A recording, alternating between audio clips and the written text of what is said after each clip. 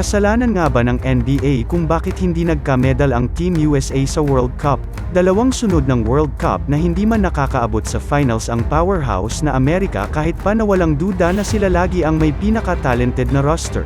Mula nga sa palaging tambakan laging laro ay ngayon napapahiya na sila ng ibang mga bansa na mas mahina kung ituturing at ang isa sa rason dyan ay ang mahal na mahal nating liga na NBA.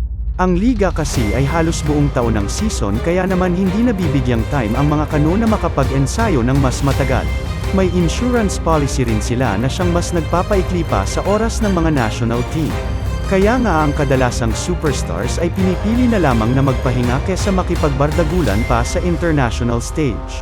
Ibang-iba nga rin ang rules ng liga sa FIBA kaya naman hirap na hirap mag-adjust ang players sa huli. Pero sa tingin mo ba kasalanan talaga ng NBA ang pagkatalo ng USA? Comment down below.